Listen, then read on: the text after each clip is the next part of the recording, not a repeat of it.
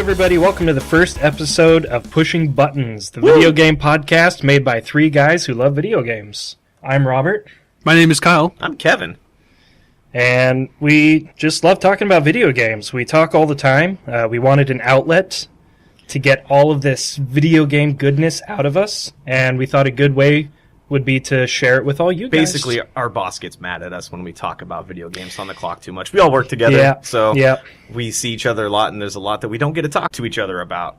And our passions are just so fiery. We have to get it out somehow. Hear it in his voice. Yes. And that's why it's called Pushing Buttons. The goal is to push each other's buttons, and from there, get some good discussion out of it. That's right. Well put. To get things started, we want to introduce ourselves and to get to know each other better by discussing our favorite games. And it's more of a subjective, for some of us, I suppose. We haven't talked to each other about what our lists are. Not yet. And we're just wanting to know more about each other. That's why we came up with this as an idea for the first podcast episode. And how long have we been talking about doing this? Ooh. 10 years. For you guys, maybe. I don't know. Well, I don't know. Kyle and I have known each other for like 16, 17 years now. Since high school. Yeah. Robert is new to our little past group. couple of years. He I know came ever into since the I've fold started. early, at a young age, full of bright possibilities. And now look at us, sitting in a dark room with cardboard microphone stands. It's awesome. We've come so far. It's a start. It's exciting. I'm pumped. We've been talking about it for too long, and I finally said, you know what, guys? We're going to do it. And here we are. Feels good. Mm-hmm. It was our destiny. So we've each picked 5 games that we could classify as our favorite in one fashion or another. I'm going to start off and add a couple of honorable mentions. They're games that I really, really enjoyed, but didn't quite make the cut for one purpose or another. I want to talk about The Binding of Isaac Rebirth. I loved the original Binding of Isaac Flash version. I know Kyle played that. I know Yes. Robert I did haven't not. played it. Nope. So Played the hell out of it. the original Flash version of The Binding of Isaac, and I'm not going to spend too much time talking about it, it's an honorable mention. It's a top-down. It looks like a cartoony version of Zelda, but it's morbid. It has religious overtones. You shoot tears at your enemies, and the first boss is killing your mom, and then you crawl up into her and kill her heart. Wow. It's a morbid game. It's amazing. The mechanics behind it, the random generation of it.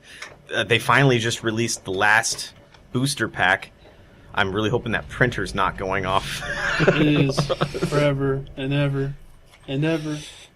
Oh, it's done. Okay. We're good, back. guys. The endless possibilities with the items, the synergies of the weapons, and every run is different. I've played the original Binding of Isaac. I probably put about 300 hours in. Rebirth with Afterbirth Plus, and those are great titles.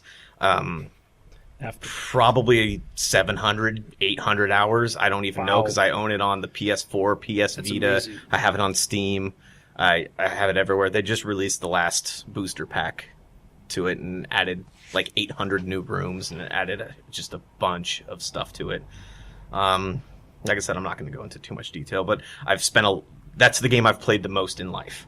I don't know if I've played any game that much. I know, that's dedication, right? I can't say I own just as many copies of Resident Evil 4 and That Dark gives- Souls as you do Binding of Isaac. That's fair.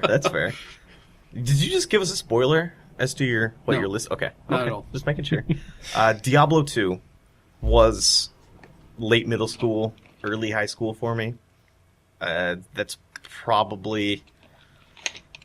I don't know if it was my formative years of gaming, because I definitely played games for years before that, but it was the first game that I really, really dove into and fell in love with. You guys know what Diablo is, right? Mhm. Absolutely. Yeah, everybody Classic. knows Diablo. I loved the first Diablo. I was a hardcore cheater in that game. Actually, in the first Diablo, what I would do is I downloaded a program. It's called Boba Fett. And it allowed you to hack items into the game. Or what I loved to do was when I killed other people, their eardrops and I'd pick up the ear and I'd export it to a file on my hard drive. So I had a folder full of people's virtual Diablo ears, and I was probably 9 years old. Nice. That explains a lot. Yeah, I thought so too. And by the end of Diablo 1, what I'd end up doing was checking to see would people join my game if they were cheating. And if they were, I would go in and end up killing their character and collecting their ear. I was like the vigilante of cheaters. It was great. The last honorable mention, I really wanted to put this game into my top 5, but there was one game. It was a toss-up between this and another game, and you guys will guess what it is. The honorable mention, Star Wars Knights of the Old Republic. Good one. That was my favorite. I love Star Wars. It's not a secret.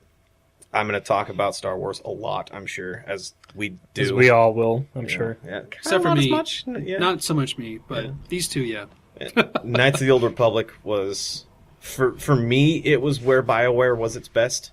I know other people point back to Neverwinter Nights and that era of top-down RPG, but just being set in the Star Wars universe and it being its own story in the Old Republic, something that the movies never touched on and later books and comics did, but that's all retconned anyway, so, and the game is too, so it doesn't matter in the grand scheme of things.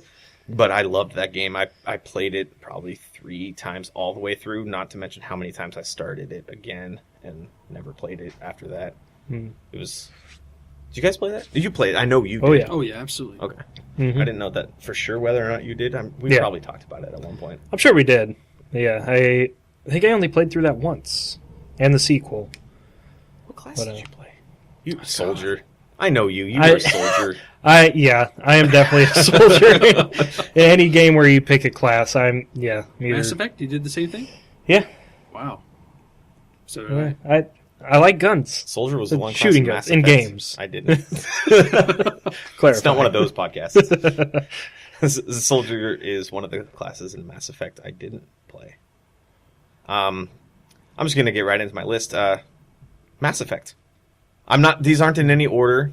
I'm just gonna read them off as I typed them and as I want to talk about them. Mass Effect was to me Knights of the Old Republic. Knights of the Old Republic, but modernized it from a mechanics perspective. Though they even modernized that some more with the shooter aspects, but it told a story, created its own universe that was separate from anything that existed prior to the first novel that came out. I pre-ordered that novel. I read it before the game came out. I have the collector's edition of Mass Effect, the tin cover with like the art book, and I do I too. remember that. yeah. Yeah. Hardcore fan right there. The end of Mass Effect, or toward the end of the first Mass Effect, is where I seriously paused the game and I had to walk around, and it blew my mind. I'm gonna get, this game's so old now. I'm gonna talk about spoilers. So I know there were other ways that Saren could end up dying in that game, but when in my playthrough, when he killed himself, or attempted to kill himself before turning into some weird robot thing, that blew my mind. I was like, it showed him struggling with what he was doing and what the Reapers were doing to him with the indoctrination. And after reading the book and hearing how he was this badass Spectre, he was basically Garrus with a little bit of Captain Anderson until he met the Reapers. And they slowly influenced him to be more of a renegade. I hate using those terms. He was definitely... He turned out to more of the right trigger than the left trigger by the end of that. But that game, I know the mechanics aren't fully there for the shooter. They went forward with the series and made it better for most people. I enjoyed Mass Effect 1 better than anything else in the series, just because of what I felt when I played it at the end of it. It was just overall the best story from a video game. Yeah. I love that game. Fantastic game. Just to add my own 2 cents into that. I still feel like the sequels kind of tarnished the legacy of the first game a little bit. I agree. I kind of understand where you're coming from, though, because at the time, it was incredible. It was. Like, driving the Mako around the planets, that was humongous. Like, just the fact that you could explore outer space and feel like, it wasn't just a map with nothing really in it, but it was a great game at the time. It was. Fantastic writing. That's where it was for me, was the writing. Yeah. Yeah. It had a lot of ambition. It did. And then EA bought BioWare and killed the ambition and upped the A common the combat. theme for tonight's episode, I think. I'm going to go from there to one of the very first games I can remember playing, Doom 2. I've played that game. The soundtrack is incredible. The soundtrack is still I love video game soundtracks. Doom 2 has one of the best soundtracks to any game I've ever played. It's bar none. Just the frantic feeling of it. It gets what Doom is about at its essence. And that was a lot about the soundtrack. It brought first-person shooters from where they were before that, which I think Wolfenstein 3D was slightly before Doom. A little bit, yeah. But I'm going to sound like an idiot if that's not true. Me too. Someone fact check that. Because we're not. But Doom 2, I have memories of my dad playing Doom 2 on the internet with a buddy of his. We had to buy a second phone line so my dad could play Doom 2 online with one of his friends. Because that was when you had the 56K or 28.8 dial-up modem. Remember those days? Yeah, having second, third phone lines in houses, or you just couldn't call anybody. But Doom 2 has still an active modding community to this day. It's probably left the biggest impact on the first-person shooter franchise or genre up until Call of Duty. And I'm not a big Call of Duty fan. Going in the same vein of games that were from my childhood, Sonic 3 and Knuckles. If anybody knows me, they know that I'm a Sonic fan. That is true. I'm not one of those hardcore Sonic fans that, if you're on the internet, you've seen them. I love the Sega Genesis. I love the Sega Genesis Sonic games. Sonic 3 and Knuckles was my favorite of those until Sonic Mania came out. Sonic Mania is fantastic. It's so good. And they're coming out with a physical version of that, Sonic Mania Plus. And I think the physical version actually has a reversible case where it could look like it's a Genesis cartridge case, which is That's pretty really neat. Yeah. And Sonic 3 and Knuckles, it sounds... I hate the name of it just because it is two games, but it was meant to be one game. Played as one game. It even brought in that cool flip-top cartridge for the Genesis where you could put another cartridge on top of it, stack it, and if you do that, you just have endless Emerald stages. The 3D, you get dizzy walking around collecting blue spheres, hearing wooka wooka wooka wooka. I'll never make that sound again in my life. I just remember my dad bringing home the Sega Genesis when I was a kid, and at that time it was the original Sonic the Hedgehog. Fell in love with that game. I didn't like Sonic 2 as much as most other Genesis Sonic fans did. But Sonic 3 and Sonic and Knuckles, those are damn good games. I can say damn. Yeah. It's our podcast. I can say damn. I think damn's about the extent of it. It's a damn good game. It's a damn good game. There was a time in my life that I stopped playing video games. I'm like, no, this is a waste of time. It's not going to get me anywhere. Everything was going the trend of Guitar Hero and Call of Duty. You know what brought me back from that? Guitar Hero Metallica. That was a lot of drunken fun. Please drink responsibly. That was a lot of... I looked at the microphone like it was a camera when I said that. No one will know. Spelunky. Oh, yeah. Spelunky brought me into that. If I'm going to have a procedurally generated game in my top 5, my favorite games of all time, Spelunky is that game. Robert, have you seen that game? Not the original pixel-free version of that game. The Xbox Arcade Yeah, version. the Xbox Live Arcade / Steam version. It's one of those ones that, like a lot of indie games, kind of has slipped my Gotcha. recognition, I guess. Like, I know of it, I know the name, but I can't say I've actually seen any gameplay of it. Spelunky actually got me into watching Let's Play videos and Twitch streams and stuff because I wanted to know more about it before I before I spent my hard-earned $15 on it. $10, whatever it cost at the time. It was when it was just being ported to PC, and I fell in love with it.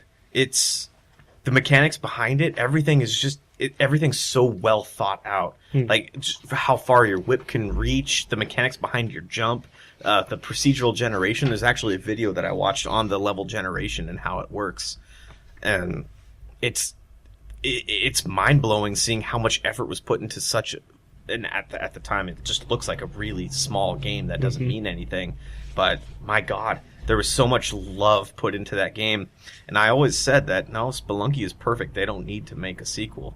And then when they announced Spelunky 2, I got so excited. When's that coming out? I don't know, to be honest. I wouldn't imagine this year.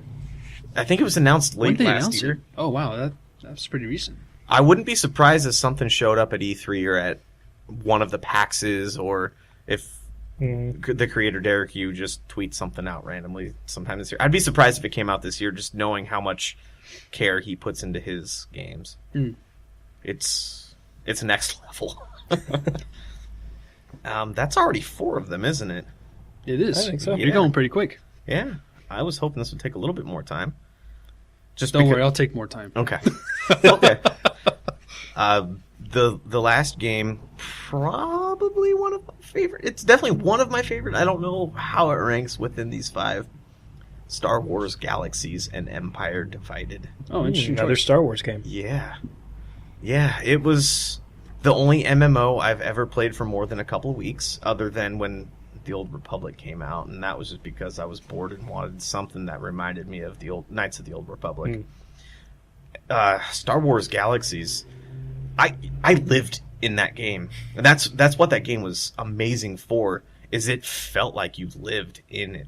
It was, you would buy a house if you lived in a town, like if your clan or guild or whatever owned a town, you'd pay taxes on that house.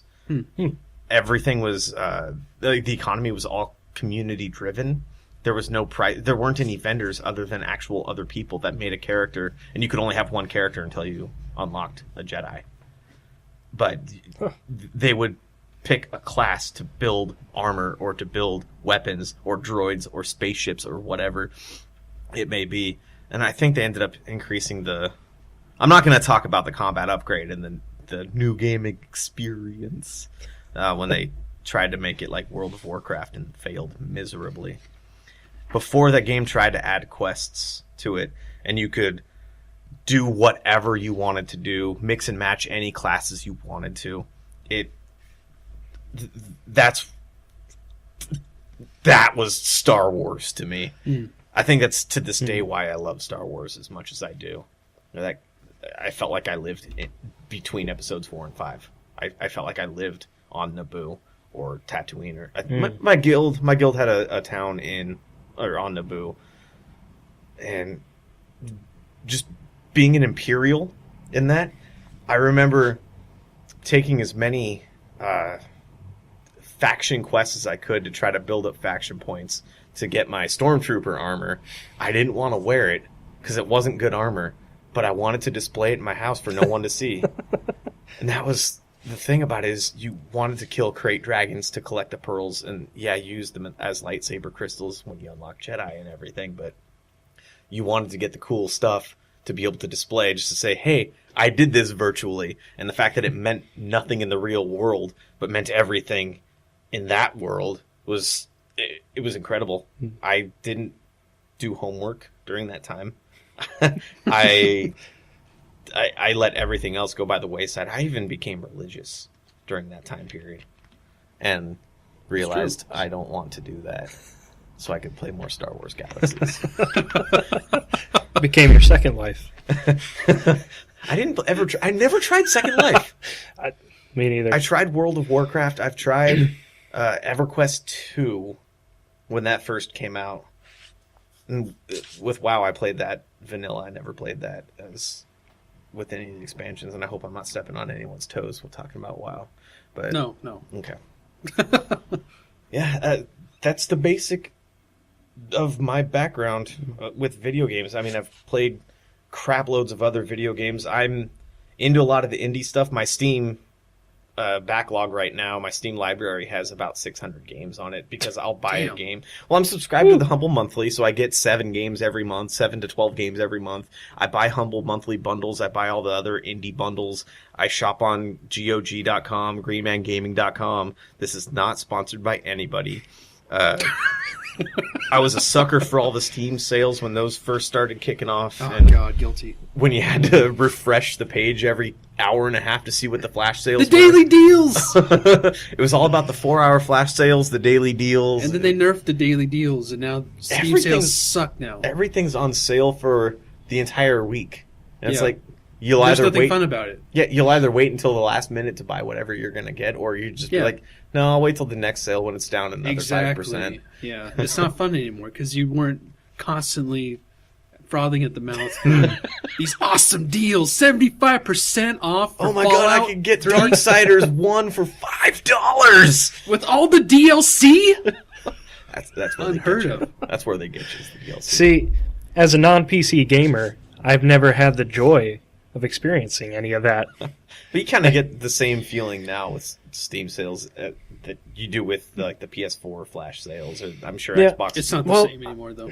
See, I almost never buy digital games. Oh yeah. I think I bought one this weekend, and that was like the first time, probably in a couple years. I like holding physical copies of things. I was when like buy that them. too until I started.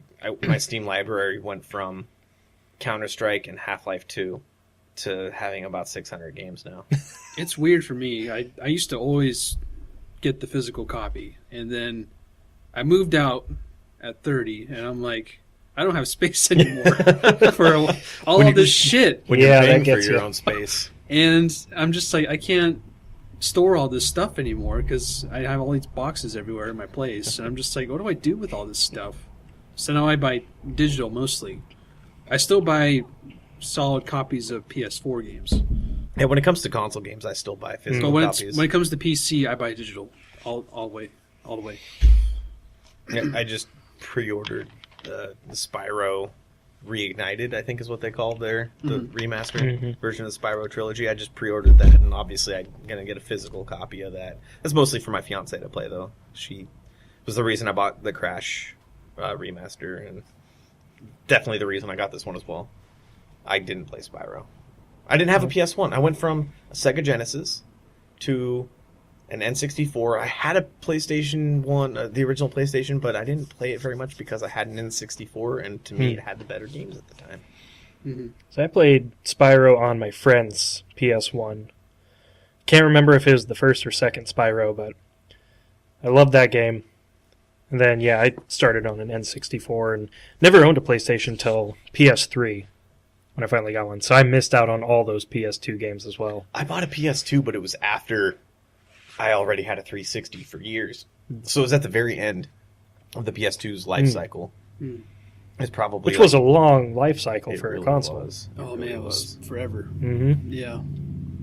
Well, Robert, I think it's your turn. Yeah. Well, I do want to say about the Star Wars Galaxies.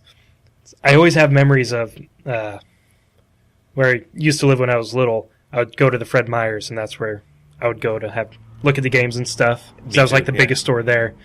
And Star Wars Galaxies was always the one that was just sitting there on the shelf that I would look at, and I would look at the case and look at the back and just like, man, I still have the original. I wish I case. could play this because I've never had a PC to play games, good enough to play games, and I've never been a PC gamer. So Let me ask you this: would your parents have paid the $15 a month fee to subscribe? probably to not. them? I lucked out. My parents paid for it, and it was hard because you could only have one character, and the people that had crafters, like crafting characters, mostly had a second account, so they'd pay $30 to however many dollars a month to have multiple characters in that game before the Jedi became a big thing in it. But I think, well, because it was just my mom then. And so, single parent, she didn't have a lot of extra money for that stuff. So, like, my N64 and the Xbox, the original Xbox, when I got that, they were actually think the N64 was given to me, and the Xbox One was too. It was this guy that was. You got it from a random guy. Well, he was kind of dating my mom. Like they met at a conference, and he lived in Arizona, and then he came up to visit around Christmas time, and then he surprised me. It was the Xbox. It was a bundle. I think he had 2 controllers, and then it was the. Oh, so you said Xbox One? The original Xbox. I hate that nomenclature. I thought this was recent. My mind was blown that he would buy his. I could buy my own Xbox 20-something-year-old girlfriend's son. No, but my mom is single right now, so if anybody wants to buy me a PS4 not. Pro. But no, and so he bought me the bundle, and it had the Star Wars Clone Wars, the first game where it was all vehicle combat. Oh, that game was awesome. It was great. That was and then awesome on the flip game. side was Tetris, which I've never liked Tetris, so I never played it. Yeah. Just the number 1 best-selling game of all time. Yeah, it's not my thing. I don't really like Star Wars, but that game was fun. It was a good game. I enjoyed it too. I don't remember if I think I went to a Hollywood Video and rented that. God, I remember doing that. Renting video games. It shows how old we are. What a time. Blockbuster, Hollywood Video. Alright, well, I'll get into my games now. So as you could probably tell from listening already, I'm more of a console gamer, obviously. I don't play PC games, and I've always been more of an Xbox guy than a PlayStation guy. But, I do like both. So for my honorable mentions, I have a little bit more than you had, Kevin. I only had 3 just because I didn't want to take too much time. So feel free to take all the time you want. The earliest one is Spider-Man 2 on the original Xbox. That was a fun game. That game blew my mind with the open world and just the swinging mechanic. Swinging around New York City with Spider-Man, being able to climb to the top of the Empire State Building. You know, I think that game is the reason why there's so many high expectations on this new Spider-Man game that Insomniac's doing. Is Spider-Man 2. Yeah. And so that was awesome. I played the hell out of that when that came out. I'm not going to have to bleep that. Good to know. Okay. I'll keep going. Okay. The next one is Fallout. I think I went with Fallout 4. There's a toss-up between 3 and 4. I'd never played the original ones, obviously, because didn't have a PC. Guy. Yeah, I got you. But I love Bethesda, and I love what they do. And 3, I played, and I bought the DLC. I only played like 2 of the DLCs. I never finished 4. 4 I finished. Haven't played any of the DLCs for it, but I love the environment of it. Like, I love post-apocalyptic stories and, like, end-of-the-world stuff. So then what do you think of New Vegas? New Vegas, I never played. Oh, man. You have to got. I know. You have to got. You have to got. I have to got it. You have to goddamn play it. That's what you got to do. I do own it because it was free on Xbox Live. And so I do have it on my hard drive. I just haven't played it. And I found that as I get older, it's harder to go back and revisit older games when there's so much new stuff coming out. If you didn't play New Vegas, like, after 3 and before. During the zeitgeist. Yeah. It was a different experience because it was... It took all the great things from Fallout 3 and still made it its own with, like, the survival mode mechanics, which got kind of tedious. Far superior story and writing. See, I think when it came out, seeing that it was by a different studio kind of made me go off it a little, but yeah, maybe someday. And then next one, this was so close to being in my top 5, was Halo 3. And I remember when Halo 3 came out, it was like the biggest thing for me because it was the end of the trilogy. You're finishing the fight. Yeah. And just the whole hype around it was like electrifying, leading up to it. Good word. Thank you. And yeah, I remember playing it for the first time, and you land on Earth, you're in the jungle, the other soldiers, and then you meet Arbiter. It was such a great experience, and the soundtrack. So was that your favorite Halo game? Yeah. Okay. I think it's definitely my favorite Halo game. I was looking to see if I could get a spoiler into your top 5. I gotta say though, the marketing campaign for that game was incredible. Oh my It god! would the commercials were The great for diorama it. where nothing's moving, but then Master Chief Yeah. looks up. That was so. That was a freaking great amazing. example of good Yeah. marketing. Yeah, they put it Yeah, on the Microsoft. front of every Mountain Dew can. Or was that That's Reach true. when they started Game that? fuel. I think it might have been Halo 3, I think it was Halo 3 that started that, and then did, continued yeah. with Yeah. Reach. but I got the collector's edition of that too. But so yeah, that's definitely my favorite Halo. Next, we're gonna be. I got 2 more honorable mentions. Or PlayStation 4 games. Get on One with is it. Uncharted It's a 4. joke. Nice. I haven't played Which- that one yet, so Okay, so no spoilers. Minimal But spoilers. I don't need to spoil it to say how good it was. Okay. Being a fan from the first Uncharted and seeing it through to the end and actually having a fitting end for the story of Nathan Drake was amazing. And the graphics and environments were just like awe-inspiring in it. Yeah. Like they did a fantastic job with it, especially after coming off The Last of Us. Seeing as that upped their game, and then Uncharted 4 right after that. So that was awesome. I love the story. Love what they did with that. And then my last honorable mention is Horizon Zero Dawn. Nice. Another PlayStation 4 game. One of the more recent games that I actually beat, Mhm. and I don't beat very many games. I remember leading up to it, I wasn't super looking into it at all. It kind of caught my attention, but I was like, oh, I'll wait till... I never liked the Killzone series that much, and I knew it was from the same developer. Yeah. So I didn't pay too much attention to it until I think it got closer. Of And course then you didn't like it- Killzone. You're a Halo guy. that could be why. But yeah, and then it got closer, and the reviews started coming out and everything, and I tried it, and God, it was so fun. It was like a breath of fresh air. Just the world and Aloy, the protagonist, was a great protagonist, and the voice work in that game. The story great. I didn't so much care for. The writing of Aloy was fantastic, and then the voice acting from Ashley Birch was really good. Mhm. But I didn't care for the story. The mechanics, the combat Combat was great. I agree was with fantastic. The combat that. The was one thing I amazing. took away from that was how excellent the combat was. You really Mhm. feel like you're thwacking a robot dinosaur with a spear. Yeah, I mean, you get to learn the nuances of each individual creature over time, Yeah. but Mhm. you go in there, you plan your attack with the tools you have. You just Yeah. feel so powerful in your equipment. You your never gear. feel underpowered. You never Mhm. feel overpowered. Yeah, It exactly. feels like as long as Yeah. you go into a fight with a plan that Mhm. you can succeed. You could succeed, and if you fail, it's your own damn fault. right. I like that it makes you use everything you have in your arsenal and not just run and gun it with one gun the whole Right, playthrough. right. You have all these tools, and you got to use them. So And I like that. But Stormbirds, those things suck. I hate those things. I might use that beep as the beep.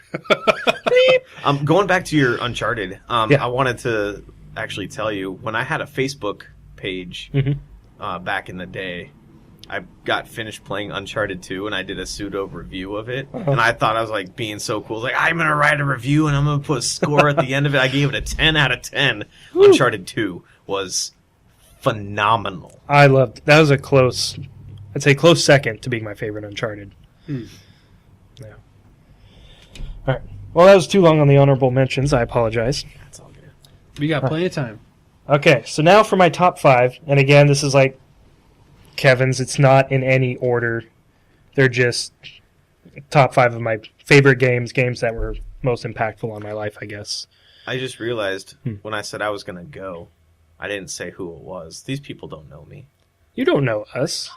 You're getting to know us. Hi, I'm Robert. I didn't say, this is Kevin, and here are my games. I just said, I'm going to start now. And as long as, if you didn't memorize my higher pitched voice over these guys, then you'd be like, what's this guy? Yeah, I'll do it for I you. can vouch for him. He's real. Previously on Pushing Buttons, you heard Kevin's top 5 games. He went first. I did All it. right. So now for Robert's top 5. Thank you. Okay, so my first one is kind of a cheat because I couldn't pick a favorite game out of the series. Oh, you. I, So you lumped 17 games into one. yeah, naturally. Halo series. Call of Duty. No. Assassin's Creed. Nice.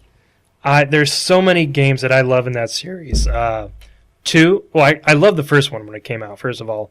That was my favorite game for a long time. Do you mind if we talk about one? Yeah. So, Assassin's Creed 1, I know you and I, Kyle, we kind of pre-ordered it. Oh, yeah, we We got picked that it up launch at the date. same time. We did, yeah. We went together. Got the collector's edition of that too. Nice. I remember I got the little art book thing for it. But yeah. that game was not marketed as a sci-fi game. It was marketed as like a Historical, like historical assassination. There game. were hints like from gameplay trailers where you saw the DNA helix as your life bar. Well, that, and I think Game Informer had I think it was Game Informer. One of the magazines at the time had an article saying, "Oh, but it's not set the way you think it is." And I remember hating myself for reading that. I remember that article. I don't remember if it was an article, if it was a review, or whatever it was, but it was kind of spoiled, but not due to Ubisoft spoiling it so much, except with what Kyle talked about. Yeah, love the first game. Then Assassin's Creed 2 came out. Assassin's 2 Creed. Assassin's 2 Creed. 2 Creed, Creed to the max. you. And that just blew the first game out of the water. With Oh, yeah, that was leaps and bounds better. Ezio is... I actually say he's not my favorite protagonist now. I think that would have to go to Bayek from Origins. But up until Origins, he was... Altair. Yeah, By a better long than shot. Altair. Way more of a personality, that's for sure. Altair's Doesn't make you wanna play character now. was all about, oh, I can do this, I can do that, and then it's the head honcho's like, no, you can't. Yeah. But yes, I can. And Ezio, there was 3 games with him? 4? No, it was 3. 3. Yeah, he had his Yeah, trilogy. 2, Brotherhood, and Revelations. Did you ever watch that video, like, movie thing that was on? The epilogue. Where Yeah. You see man. I believe so. I think they been a while. introduced one of the characters from one of the 2D games, one of the Yeah, Chronicles China Yeah. in that, but I didn't care. I'm so not much for including her. those in my list because I haven't played those. Okay. They're not. If you played Mark of the Ninja, you played a superior game. I haven't played that either. Man, Martin Ninja was great. But that was such a fitting end to Ezio's story. It He was- had a good arc Yeah. over the 3 games. Brotherhood is another great one. I loved Rome. That's probably one of my favorite environments, even though it's just I'm one nodding area. a lot. Kevin is nodding. 3, it's controversial. I loved 3 because I loved that time period, the American Revolution. And I loved Boston and New York, going to those places. I'm not trying to look at you with evil eyes right now. That was the first. This This is where the I'm- title of the podcast comes in. This is where we start pushing each other's buttons. Heyo, there it is. Assassin's Hey. Creed 3 was- I'm sorry, I had to put it out. It was the It's- first Assassin's Creed game I did not finish, and still to this day have not finished. It's terrible. It's I will say, the modern day part of it, I wasn't a huge fan how it panned out and how they wrapped up Desmond's story. That was definitely the weakest part. By that game, by the time 3 came out, I did not care at all about Desmond because Yeah. that was the 5th game with him as the overall Yeah. protagonist. Yeah. And I just didn't care. Mhm. I started caring about it less and less, especially when Revelations came out. That was a game that was a chore to play. Yeah. It was. It was just, to me, it was go here, get this chest, go here, kill this guy, go here, Play go some to this tower shop. defense mini game. Yeah, Oh the my tower. God, I was forgot not a about fan of that. Yeah, That was horrible. yeah. Why would Your they- headquarters is being attacked. You got to go and No, thank you. I hated that. I'll pass. Even Yeah. though I 100%ed the game. 4. I'm guessing you're talking about 4 next. Oops, on your toes. I think that's how that works. Yeah. No. Unity was next after that. I didn't beat that game. Unity came out after 4. Yes, it did. Which one was 4? 4 was Flag. Black Flag. I forgot about Black Flag. Black Flag. Holy crap! I forgot love about Black the best Flag. one. Yeah, You forgot about the best one. one. I Yeah. love Black Flag. I love the pirate setting. Yeah. It got me back into Islands Assassin's and- Creed. Yeah, Yeah. that single-handedly brought the franchise back from... And now every Mediocre. Assassin's Creed It's- game has it's- naval combat. It's confusing with all the subtitles. You're like, okay, this one's 4, You've got yada one. yada yada. You, This you one, can do the yeah. Final Fantasy way and go 2, 2, 2, 2, 3, 3, 4. It's- That's Rogue. easy to follow. I mean, for a franchise that's what 11 years old now, they got a lot of entries. I think So it's 12. It came out in 06. 07. It was, yeah, oh, it was 07. Yeah. Right before It was Mass a Effect. month and- before Mass Effect. Yeah. But yeah, Black Flag. Came out around the same time as the Orange Box. It did. I'd say if there's a top 3 Assassin's Creed games, it would be Black Flag, Origins, and Brotherhood's the Brotherhood. answer. Okay. I didn't. And, I didn't play Unity. yeah, Unity. Not so much. I was really excited for it. I think I bought the collector's I didn't play edition. Syndicate either. Syndicate was decent. I enjoyed that one a lot. That was the English one, right? Yes. I love how they recreated London, but story-wise, it just didn't really leave as much of an impact as other games. It looked like it was Unity, but worked. But what worked? But it worked. But it worked. Yeah. Seeing Unity as I did never not played work. Unity past a couple hours, I can't attest to that. But I did enjoy.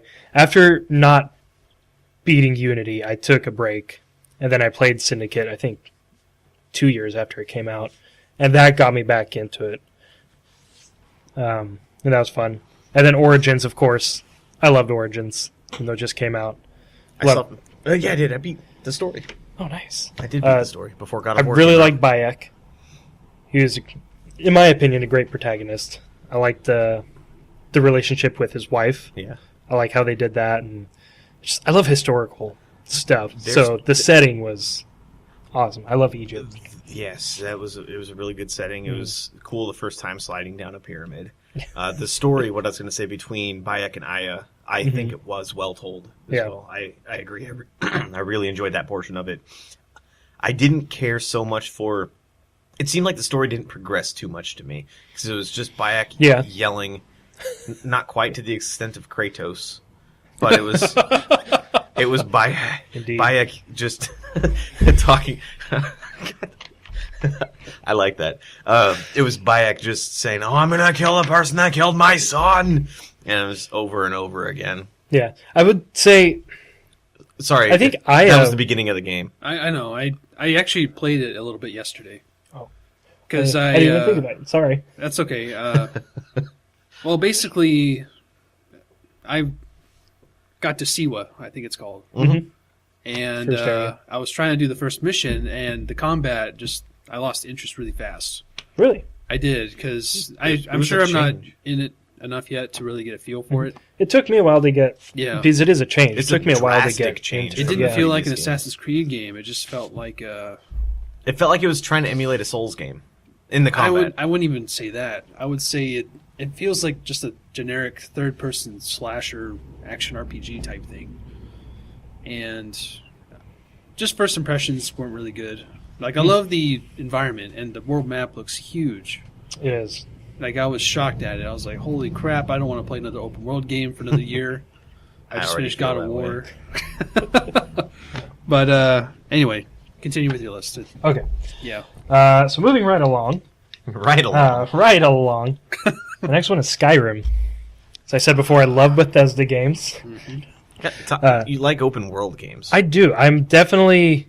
So you're loving video games this year and last year and Modern. Yeah. next year. The modern trends. It's right, because I definitely started out more first-person-y, like with Halo and Call of Duty and all that. But, yeah, definitely. I love the depth that open world games have. What are you going to do when the next one is a Battle Royale game?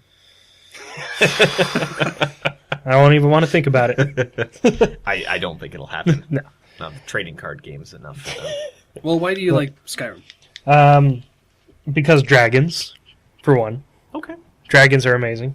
It's funny, though, because fighting the dragons isn't as dynamic in it as it could have been, though. Yeah. They're more just, like sword sponges and arrow sponges, and it's pretty easy to take them down. They're just but enemies that are really big. pretty much. But I Take a long love time to kill. the world. I love, the it's not a continent, but, the map of Skyrim, I guess. And The culture, the world. yeah. Pretty much what makes it feel alive. Mm-hmm. That really, I mean, I understand why you liked that game so much, but Yeah. without you being a PC gamer, getting what I my feel God, is yeah. the definitive version of that game, being able Hey, to we got mod it. mods now on Xbox. Sorry. That could be a whole episode unto itself. No kidding. That was a good one. But yeah, this one is more Creation Club. nostalgic, than actually being like one of the greatest games ever. It's more just How you felt when you were playing it? exactly. I got And it was the first game I bought when I moved over here, and I waited in line for it. And, yeah, got the collector's edition of that too. Nice. It's a badass dragon statue. I didn't mention that game as one of my top games, but that's another game that I own multiple versions of. So I own it on Steam. I own it on Xbox 360. I didn't get any of the remastered or the... I did. I got the Switch Xbox version? One remastered. I did not get the Switch version. Good for no. you. The VR version. No, did not. Is that a thing? It is. Oh, it is a thing. It Yeah, is a thing. PlayStation VR. That's how Bethesda's funding all these games they're coming out with now. They made Doom. That's what the meme's about. Is every conference or whatever they have, it's a new version of Skyrim. They made There the is. recent Doom into a VR game as They well. did Doom, the new one. Doom VFR. Yeah. Way of the future, man. And you can't walk around in that game. And You Doom have is to, like, all about jump. Yeah, you have to like warp from point to point. Yeah. And Doom is all about running around frantically killing things, or in this latest one, punching them in vital organs. And it's awesome. I don't know Right. why they tampered with that with trying to make it a VR game. So that's Skyrim. Next one is You're welcome. Nice transition. I'm trying to throw in some conversation. right. Yeah, no, Boost I get it. Roda! This is gonna be another controversial one because I know it's gonna fly in the face of you guys. Mass Effect 2. Oh, you son. Hey, at least you didn't say Mass Effect 3. Or Or Andromeda. Andromeda. No, oh Nice. god. Yeah. It was really damn close for the first Mass Effect. Because I love the first Mass Effect for every reason you said. You know, it's a brand new world, brand new creation. You go to planets and everything. But for me, I think I loved 2 that much more. I loved the opening. I love Shepard's story in it. Like how he, even though, you know, it's cheesy or whatever, but the way they brought him back, you know, Cerberus, and then he's got all this, you know, when you do good deeds or bad deeds, he looks more, you know, kind of like lights showing out of his face and everything. Right. And I know you disagree on this, but I love the characters in it. Like I like a lot of the characters in it. Mhm. I didn't like Uh, I didn't like the lack of the original game characters. Right.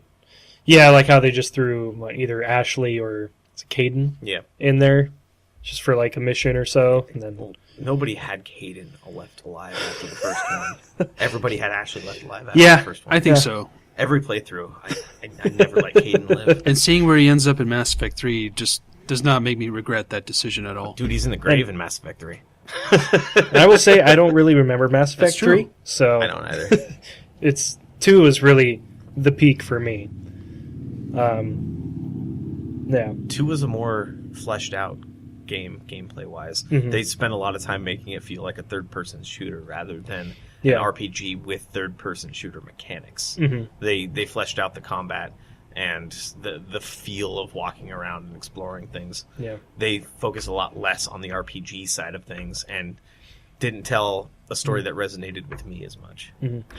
The ending was a little, yeah, the Like the giant, giant Terminator. yeah, giant Reaper, whatever the hell it was. Really? is- It left a lot to be desired. Yeah, that's a good way of putting Yeah. it. The getting up to that point, like the whole trying to upgrade your ship, your team, and everything to make it through, like, you know, the death jump through space. The- That the was cool. I suicide like that. mission. Yeah. Basically, the characters' I enjoyed stories, each character's individual story was so engrossing. I like the wanted character to, missions You a wanted lot. to invest the time into learning more about them. But they made it so you kind of had to, so they'd live through the suicide mission. Right, And but- when they put metrics into it that are visible, or even if it's not so visible, but you know that's what you have to do, it kind of feels like it takes away a lot. For me, personally. Right. It was a great game. It didn't push my buttons in the right way. And that's fair. Next one is Red Dead Redemption. Oh, yeah. I love Rockstar. I love the Grand Theft Auto games, but I wouldn't say any of them are, you know, my favorites. They're kind of not take it or leave it, but I play them when they come out and then beat it, and then I'm good. But Red Dead Redemption, That just Was- gave me a whole new impression of you. You play Grand Theft I hit Auto. it and quit then there you go. but I just play Grand Theft Auto. You gotta beat it and leave. oh boy, not with Red Dead Redemption though. I think the biggest part of it is because I love westerns. I love that genre and western movies, and they captured it so well. And I loved like there's Mexico, you had, you know, Great Plains, you had all these different environments in the West, and the side characters were all awesome. I love John Marston.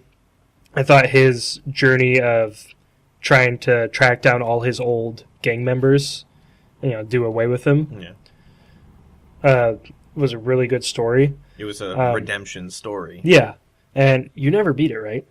I've seen the ending. Okay, because the ending is probably one of my, if not my favorite video game endings of all time. Just the way they used music.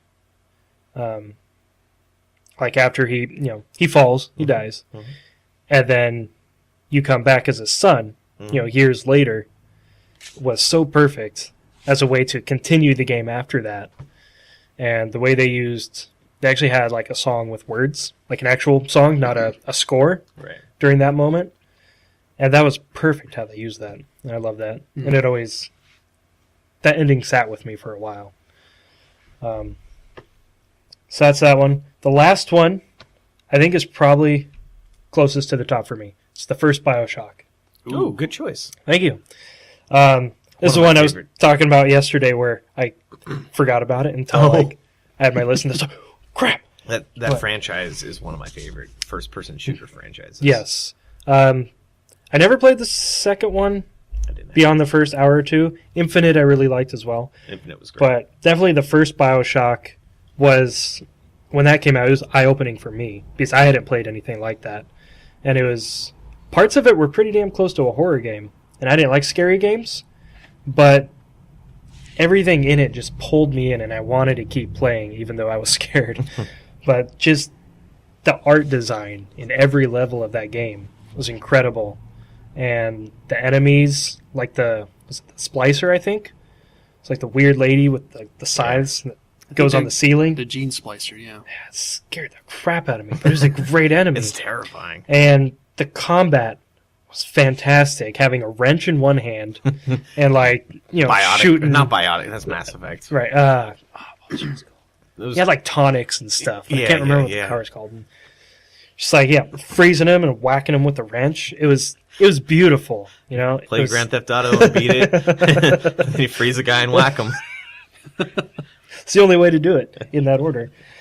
And the atmosphere it absorbs you right in. Yeah.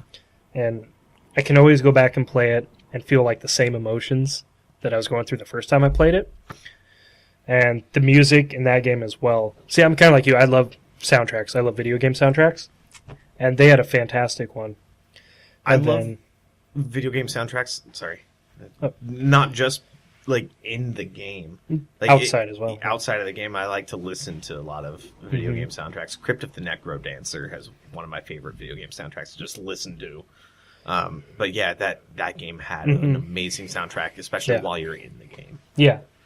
And the ending, the twist at the end, everyone knows that, Would You Kindly? Yeah. Was mind-boggling. And I remember the first time I played that, I was like, whoa, no way. So that was a great... The way they pulled that off was impressive.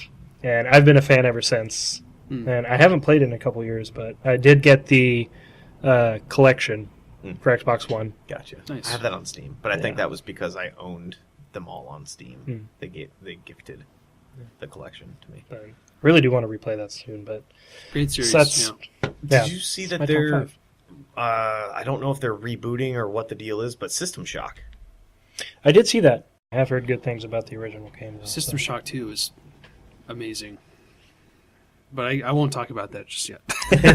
So what games are you going to talk about then? Well, Kyle's to start, a little bit of background info, I guess. I've been gaming since mostly the Sega, Super Nintendo generation.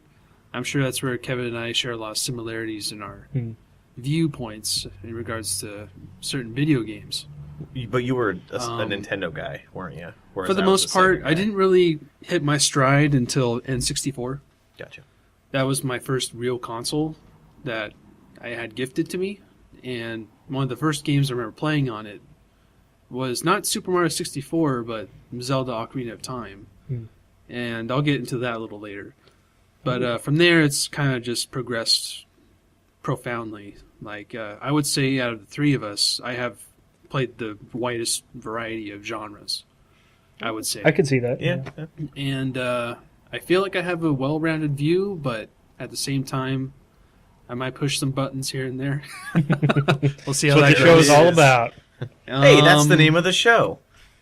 And then my in best my friend, teenage years, I really took off with the PlayStation 2. That console pretty much changed my life, I think. It was groundbreaking at the time. Just having the DVD as a format, it opened so many doors for so many different types of genres of games. Being able to put video on a disc. That too, yeah. It was cutscenes. I never played the original PlayStation, but I've always kind of had a gander at it here and there at friends' houses. And I didn't really get to play a lot of those classics. But PlayStation 2 was like my first step into, I guess you would call it like adult gaming. Like playing all these different genres with such and such complexities. And I think that's what's shaped me as a gamer today. I look for that in modern gaming, but it's so rare to find now. Where you have games like Dark Souls or God of War, the new one that just came out, or Bloodborne. I mean, these games have such deep, intricate systems for gameplay. That's what I look forward to more than anything when a new game is about to release. So I think with that being said, I'll kind of kick off my honorables. I was kind of coming into this not really as prepared as the other two. So I kind of just jotted down a list of what came to my mind as we were talking and as I was listening to Robert and Kevin. And here we go. Kyle's honorable mentions. Woo! Let's do it. So as I was listening to Kevin and Robert, it brought back some things that I didn't think I would ever remember on my own. And one of those games is Uncharted 2, as a matter of fact. Great game. Wow, where to start on that one? I was in England at the time with my grandparents, and I remember that game coming out on PlayStation 3, and I didn't really play the first one. I heard it was good, but nothing really amounted to anything until much later when I was able to afford one. But I rented it from where my older brother worked at the time, Blockbuster Video in England, and I played it in a day. The whole game, I played it in a single sitting, and I've never done that at all. That's impressive. It was insane. The game had perfect pacing, perfect gunplay mechanics. God, it was so fun. It told a perfect It story. was so good. The characters were well written. I still remember all the set pieces, like even the E3 trailer for it. I still remember that clear as day with the skyscraper. While he was in it falling, I was like, oh my God, this looks Opening awesome. with the train, I Yeah. thought was a great opening. Yeah, and then it opened big. going back. Yeah. Yeah. The game just knew how to be like this perfect action movie, and you just had to play it. Like, I just was enthralled, start to finish. So there was a point in that game when I was playing it that I got frustrated, but I didn't quit. It's like one of the first games that I got super frustrated with the part that was really hard, but I kept playing until I beat it. That's what and I give up on games really easily. So that game having that kind of moment for me and still being able to, I still wanted to beat it at that time. It was an incredible game. Unfortunately for me, Uncharted 3 wasn't the same kind of ride. It was still great, but the story wasn't there, in my opinion. And then Uncharted 4, as mentioned on Robert's list, I feel like that was a good return to form. Like, getting to Libertalia that first time was an incredible set piece. But Uncharted 2 just has those really standout moments where, during the time it was released, it was just unspeakable to even fathom. Like, going to Shambhala the first time, seeing that train just blow up right behind you, and there's just too many moments to count. And the multiplayer in that game was fantastic as well. Man, that was a lot of fun. A lot of my multiplayer experience up to then was playing World of Warcraft. But before that was SOCOM 2. And that's my next honorable mention.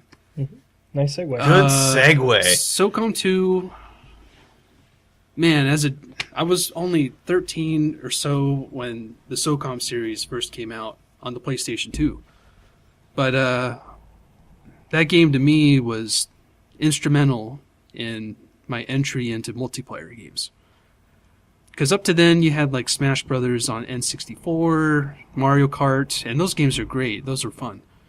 But SOCOM 2 was that kind of little peak of the future where you could kind of get a sense of the online world and it's what it can offer. Yeah. I mean, for me at the time, that was really the only game I've really played extensively online. I also dipped a bit into Phantasy Star Online on Dreamcast. And at the time, I didn't really have a PC. So that was it for me. That was like my shooter. That was my go-to. And my God, there have been so many nights I would stay up with my friend at the time, and we would spend all weekend passing the controller back and forth playing SOCOM 2. I miss those kinds of nights. Man, that was fun. God, I miss those days so much. Do you remember LAN parties? I do. There was one that you and I went to. Yeah. That you didn't have so much fun at. Yeah. Oh, I went to a couple that I had a lot of fun at, and then even that time that after school, I think it was our junior year of high school, right? Brought a bunch of people over to my house. My parents were out of town, and instead of throwing a big party and drinking and stuff, we played video games. We had GameCubes and Xboxes and multiple TVs. We did that at my house too for one of my birthdays. Oh my God! We had Xboxes with Halo and Fable. Yes, Yeah. and that was fun too. Yeah. Oh, that was also a good game. Anyhow, wrap up SOCOM 2. Just a phenomenal shooter at the time. It had such little to work with. I mean, it was basically 8 versus 8. But, man, those were some intense matches. Like, if you're the last one left and the other guy had one guy left, oh my God, it was just... At the time, it was just really hard to describe to anyone who hasn't played the game. Do you ever get that feeling then, like that when you're playing? Because I know you played Overwatch a bit. Well, Do you that's get that another same discussion for feeling with another time, I think. But I don't necessarily feel that way anymore about modern It doesn't bring shooters. it back? Not really. Okay. I've heard good things about PUBG. I'm kind of interested in trying it. I tried Fortnite, not really my thing. It just doesn't have that same level of, I guess, anxiety and thrill of being the last person. But they're for your bringing team. Thanos and the Infinity Gauntlet to Fortnite. That's you're true. I stepping on remember. my I remember reading toes. that today. Yeah. This is me showing Robert the notes. Not to talk about that stuff yet. Anyhow, SOCOM 2, great online game. Unfortunately, it fell from grace, and it's dead now, but... But they had that awesome light gun. Didn't they at one point? SOCOM 4. Oh, that was 4? That was 4 on PlayStation 3, I think. They took it in a weird direction, and it just didn't work out. And, interestingly, the developer for that made MAG, which is Massive Action Game. I remember That was 100 players versus 100 players on a PS2, I think. Or was it I think PS3? It was PS3. Oh, it was PS3. It was yeah. And I tried playing it, but the potential just wasn't there at the time because it was so hard to get 100 people versus 100 people. Now it's like nothing. But anyhow, that's another topic for another time. Let's see. Next one would probably be... I think I'll touch a little bit on Red Dead Redemption. I was going to maybe have that in my top 5 until Robert brought it up. Oh, ruined it for you. But on the points that he brought up, the reason why I love it is because I think it took the potential of the open world game and really expanded the type of genres it can be. Because before then you had GTA and you had games that copied it, like nonstop. Like Saints Row, Crackdown, God, too many to count. Saints Row Mafia. had a... Crackdown was a good game. Mafia was okay. Saints Row, I loved Saints Row 2. Saints Row 2 was so good. Yeah. Saints Row I never played personally, but I've seen Kevin enjoy it. It was always fun to watch. You watched me play 3. Yeah, I did. That was a good time. Too many good times to count. But what Red Dead Redemption does so well is that it's pretty much opened the door wide open for all these different stories to be told in an open world setting. It's open. Well, I'm just pushing your buttons, man. you pushed them so well. But to touch on Don't wanna know what you meant by Robert mentioned about the music, that one moment where you Ride to Mexico with that song. That too. That will always stand out as one of the absolute best moments of artistry in a game for me. Like that whole emotional ride to Mexico and what it represented to John. It's just, man, there's nothing like it in an open world game. It was a great crafted moment in an open world game. I mean, I just remember the feelings that swelled within me as I experienced that moment. It was just so incredibly powerful of what his journey represented at that point in time. And, also online as well. I mean, I still remember riding out with my posse. Oh, yeah. And taking on forts, and oh man, that was a blast. That online component was one of the only Xbox 360 online things that I ever did. It was incredible. I mean, for 2010, it just says a lot about where games were at the time. And that also brings me to my next one, which was also released in 2010. That'd be Limbo. That's another honorable mention for me. I'm probably getting low on actual games for my top 5. Limbo, if you know me, you know I love survival horror stuff. I love atmospheric, immersive games. And Limbo, when it came out on Xbox Live Arcade, it was nothing like it anywhere else. Like, just the fact that the story was so centered on not being in your face. Like, you had to actually interpret your surroundings and metaphorically evaluate what is transpiring on the screen. And along with the gameplay mechanics, it was just incredible. I've never played it, but I've always been intrigued by the art style. It is a ride. I would say Limbo defined Xbox Live Arcade, along with Braid. I think those two games go hand in hand, and why Xbox Live Arcade was such a success back when it launched. I mean, there's a lot more I could say on it, but I don't want to take too much time. But Limbo was fantastic all the way through.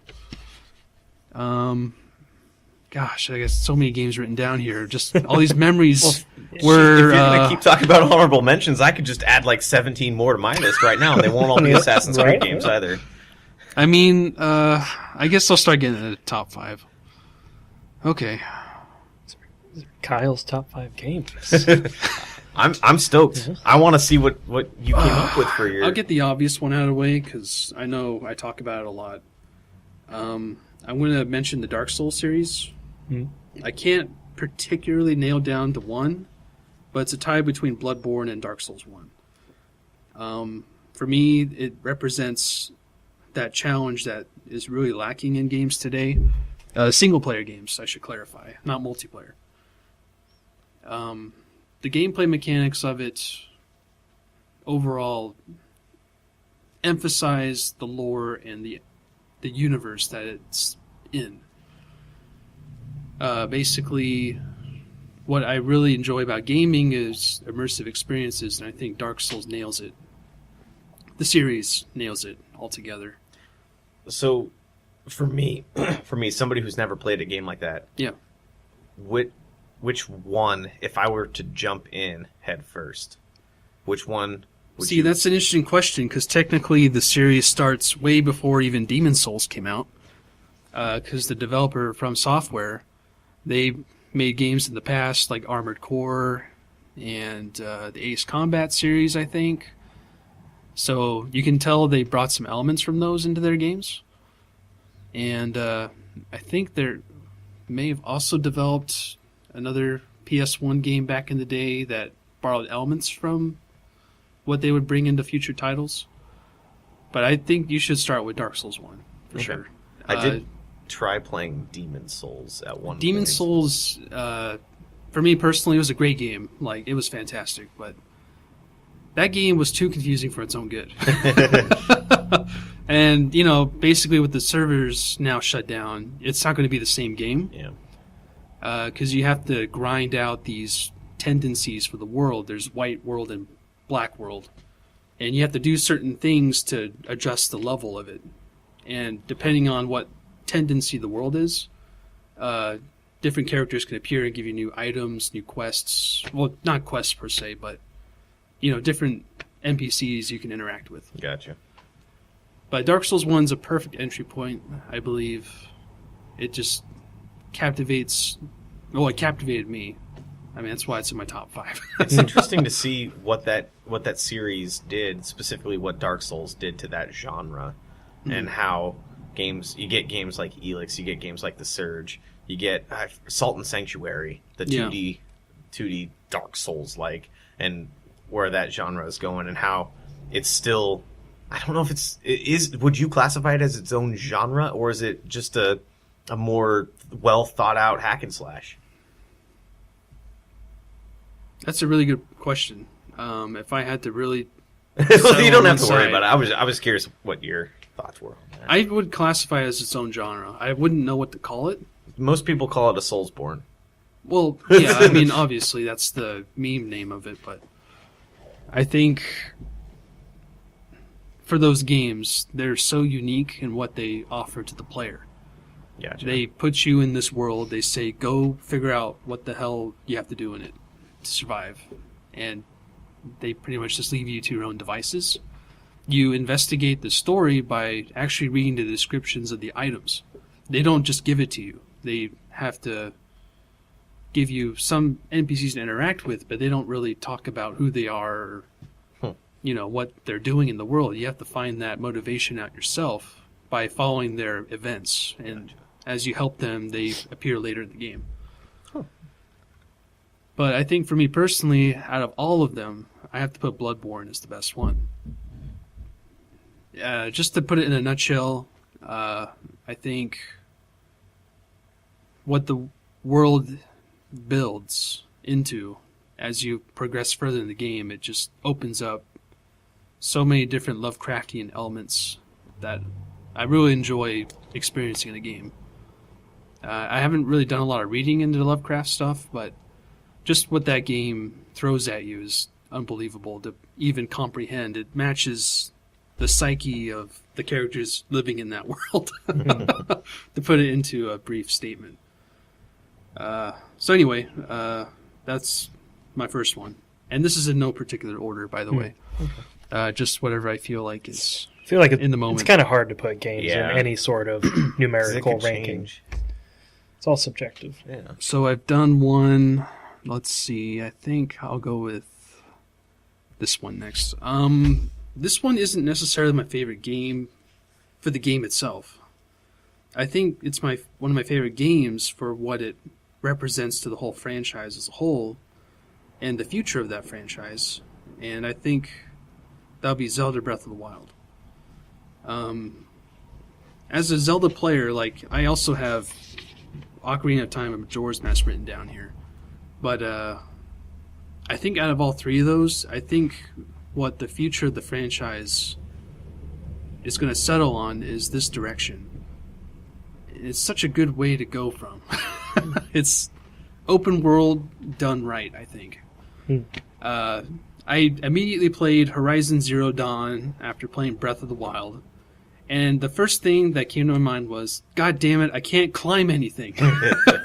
I just want to climb shit.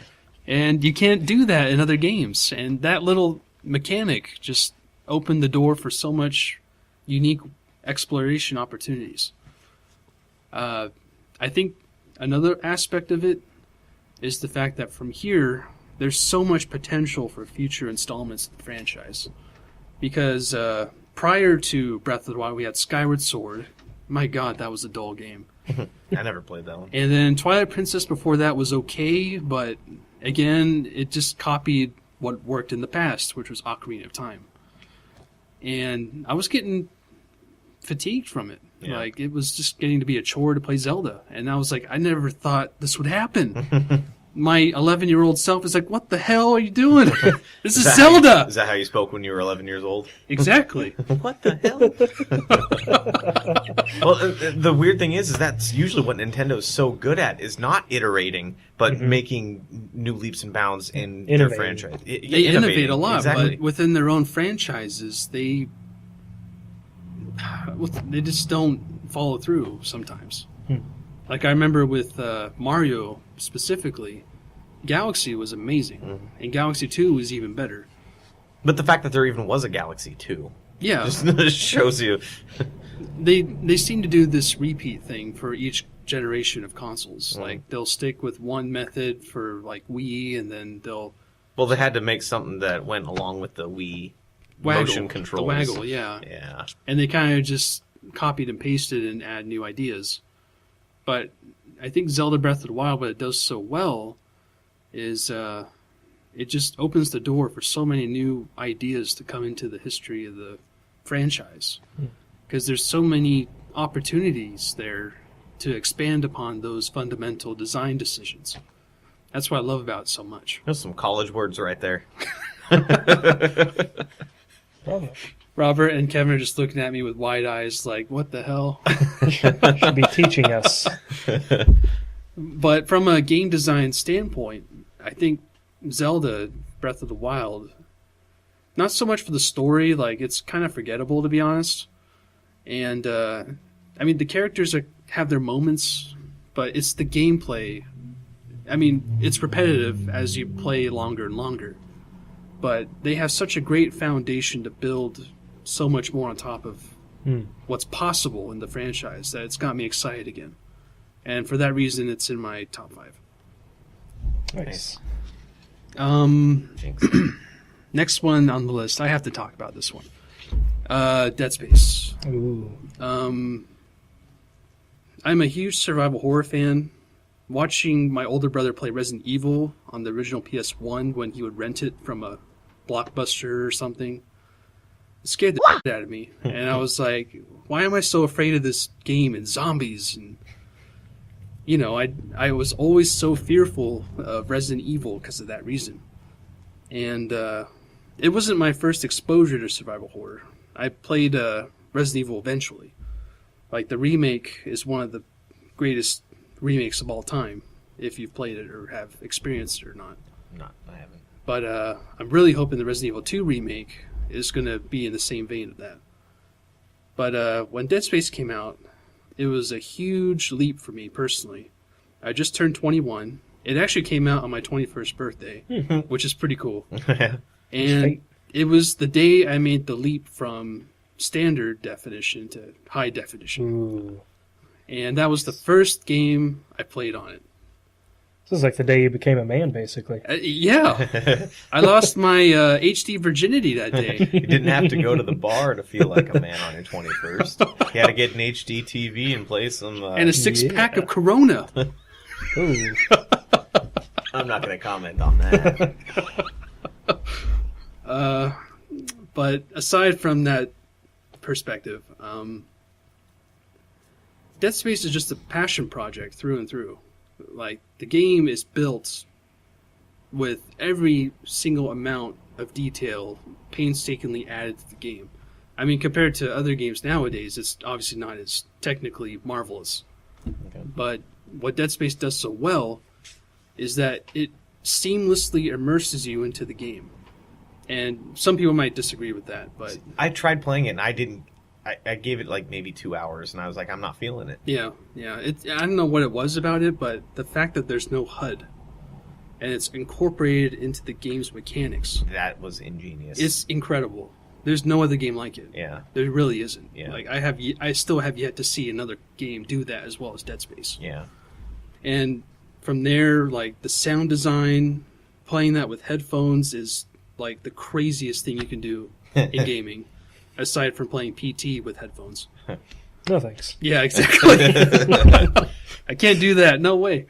But even on a gameplay perspective, the fact that the weapons each have like an alternate fire that changes the functionality of the weapon is there's just so much detail in the game. The story leaves a lot to be desired with later installments. EA. But we'll get into Mass that. Effect and Dragon Age. Yeah. Dead Space through and through, just everything about its design is so well thought out. It makes me want to be a level designer. If I could acquire that opportunity, I would use that as my inspiration. Nintendo's hiring right now for Zelda. They are. I read that today. I I'm read like, that it's today, time. too. It's time. Dream Zelda job. level designers. Yeah. And for that, and plus, with survival horror in general, I was really debating hard on whether to include Silent Hill 2 on my list as well. But I didn't want to have 2 survival horror games in my top 5. What Silent Hill 2 does well is it feeds off of your imagination, whereas Dead Space, it's like practical, it's real, it's in front of you. You see everything that happens, like with the enemy design, the weapon design, the functionality of everything, of all the technology around you. It's just, it builds for such a great immersive experience. I mean, it's hands down, nothing's come close to it, in my opinion. Okay. So that's that one. I got 2 more left, don't I? Yes, sir. Oh God, there's I know too many. It's hard. I could just. I just wrote all these down too while you guys were talking. I thought about it's 6 too much. more just since you started talking about Yeah, Dead I Space. thought of a few. If I have to pick another one, You have to pick another 2. yeah, I do. You don't have to. I'm just. Because Top 4. I don't want to mention a couple of these because I feel like I take them for granted now. So I'm not going to do that. I think the next experience I really feel fondly and look back on, I would say Half-Life 2. I was gonna. That was one of them that I thought of as well. I would be surprised if you Because didn't of recent talk about it. events, it really, really sucks to know that Half-Life 3 is no longer being made. It's pretty much what Zelda Breath of the Wild did for open world games. Half-Life 2 did for first-person shooter games. It is a technological masterpiece. Like, even now, with its gravity gun, it's still one of the best weapons in gaming. Hands down. One of the things that stands out the most to me about Half-Life 2 is the fact that there aren't tutorials. And you Yeah. still know how to do everything based on where they put lights and what characters say to you. Or we don't go to Ravenholm when there's saw Oh, blades. God. Yeah. Saw blades in the wall. Yeah. And the first... And I watched this on a video too, not too long ago, but about level design and tutorial design. Yeah. When you take with the gravity gun, when you take one of those saw blades off the wall, that's when that first enemy pops in. Your initial reaction is to press that button to make it fire, away. and Yeah. you're like, "Oh, I just figured out how to kill these zombies or whatever those things with the head crab zombies were." Oh God! With the saw don't blade. remind me. Yeah. It's fantastic. The music. I'm sorry, I'm stepping on your toes here with it. No, I could go on you're for fine. Yeah. 45 minutes just about the music in that game. Oh man, it's incredible. The atmosphere of it, it's just everything about it. Mm-hmm. The cutscenes weren't actual cutscenes; they were just people that would talk to you while you're playing the game. Exactly. You don't see that even now very often. Mm-hmm. There are some games that'll do that, but most games, I mean, God of War is a good example of a game that does do that, like just with the stories with Boy in the boat. But other games, you have to keep pressing the button to get past that dialogue. Like you're probably wanting to do with me right now. Just, Kevin, stop talking. Press X to continue. Well, the thing about those games I mentioned already is that it has a silent protagonist, and I think the best games for me are the silent protagonists, because I insert myself into that focal point. I'm in there, like I'm that character, even though people talk to you and call you different names. Like you feel like you're that character when it's a silent protagonist. That's why I love Dead Space. That's why I love the Dark Souls games. I think that's the best insertion point for the player to feel invested in that experience. I could talk odds and ends about Half-Life 2 and what it's done.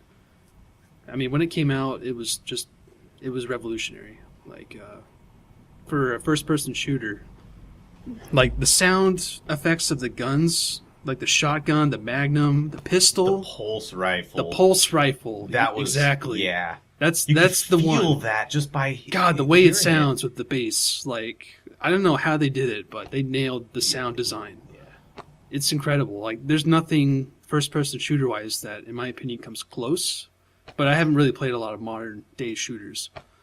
God, yeah, it really sucks that Half-Life 3 was canceled. Valve, what are you doing? You can still go back to this day and play Half-Life 2, and it's still still fun. just an It's still incredible fun. experience. It really is. It really is. And then on top of that, episodes 1 and 2 are incredible. Man, they really dropped the ball there. I as a video gaming enthusiast, it just hurts really bad to have Half-Life 2 be the end of that saga. You never know what Campo Santo is going to be working on.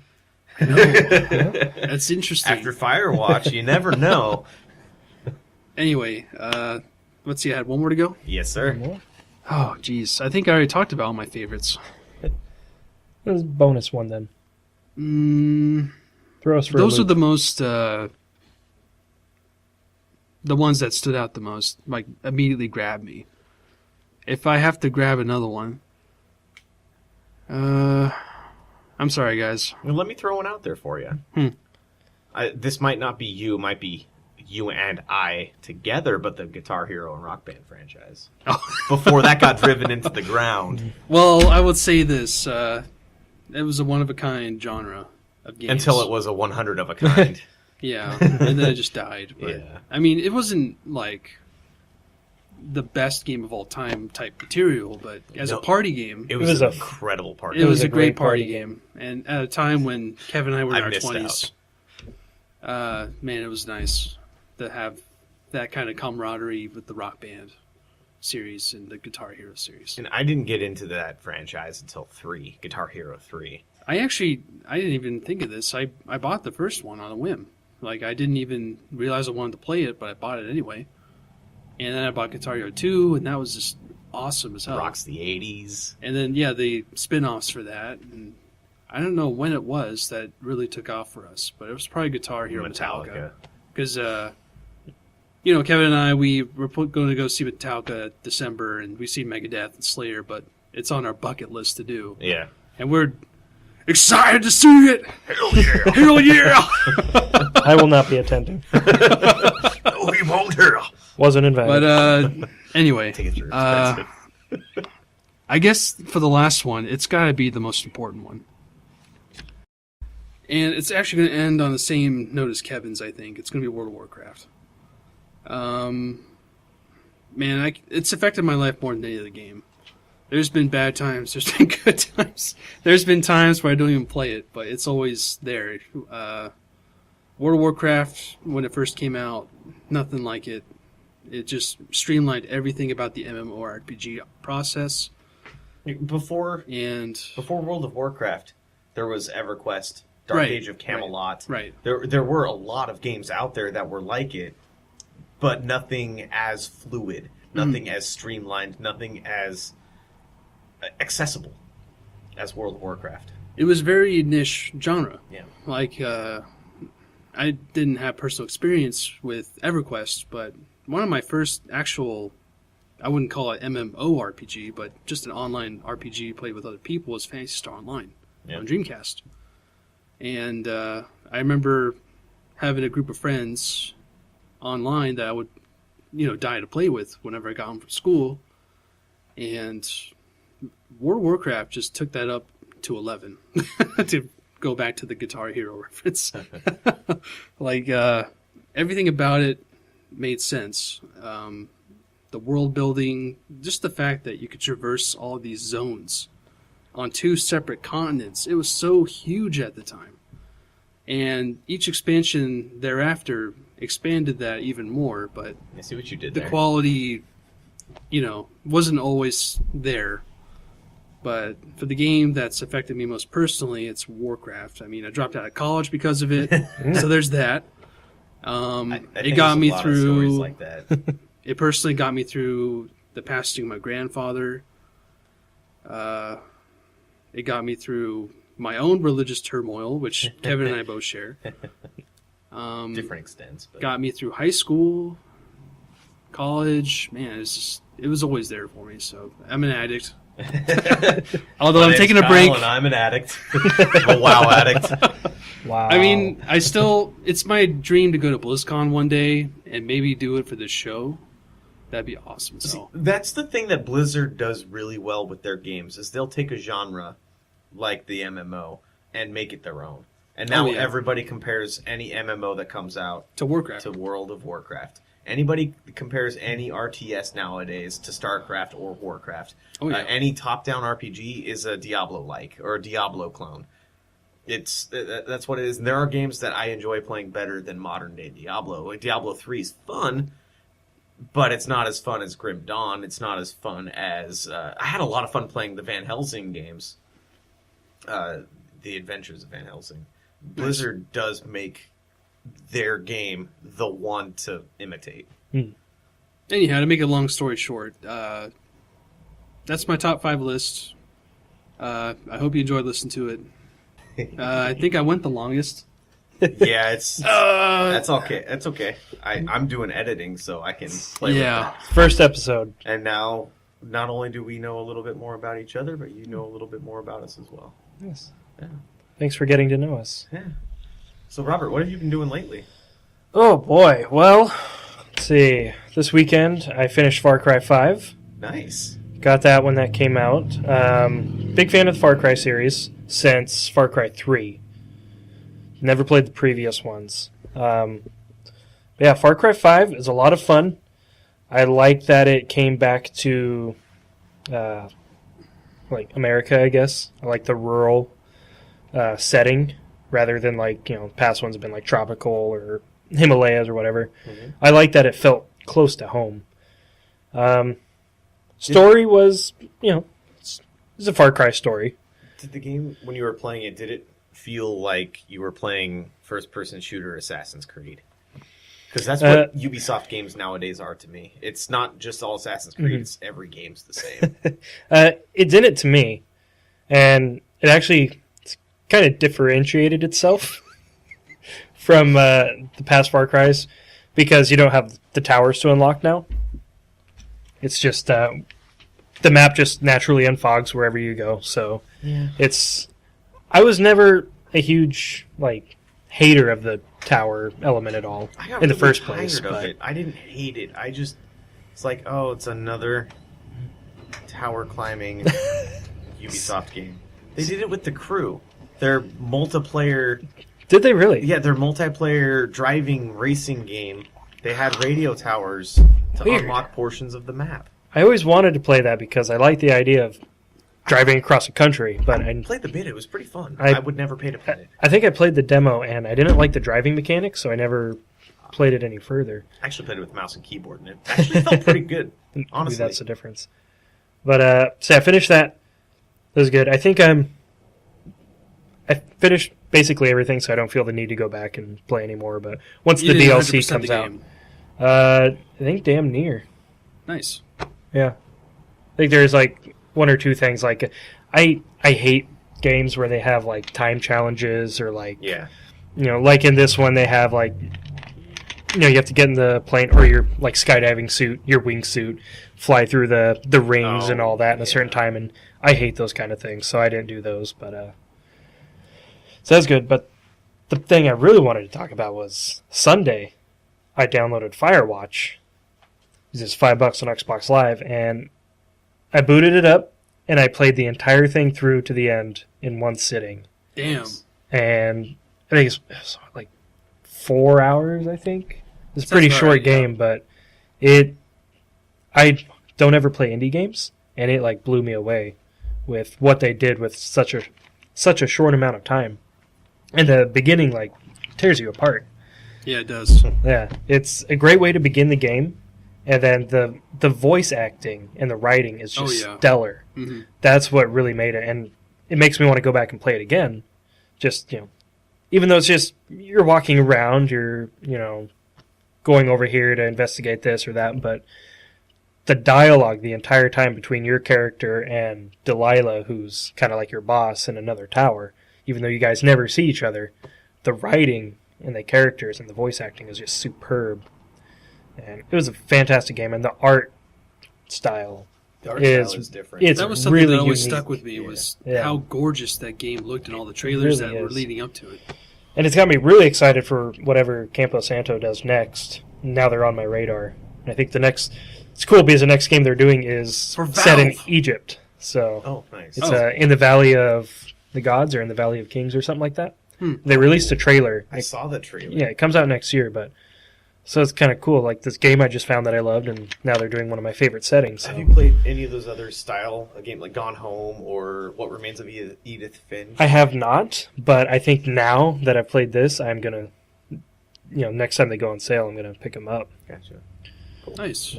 So you opened yourself to a new genre, I think I have. basically. Nice. My eyes have been popped your opened. cherry on that one. I did. The previous experience I had with indie games were PS3, like Flow and Oh yeah, Flower. Journey. Yeah, Journey. I always wanted to play, never got around to. Oh, that's a good one. Those I think were the only other indie games I've played really. But so that was what I've been into lately. Cool. Yeah. Anything else just in life? Just in life, oh, How's the wife and kids? Well, wife and kids are good. I am married. I have children. Makes it kind of hard to game all the time. I think I probably gamed the least out of all three of After us. you just told us that you beat Firewatch in one sitting. Or played through all of it. Hey, 4 hours while the wife is at work. That's fair. that's easy to do. Baby's asleep. But yeah. So it takes me a little while to play a game, but I do that more by choice. Yeah. I've savoring it. For me, it's second nature. So what have you been up to?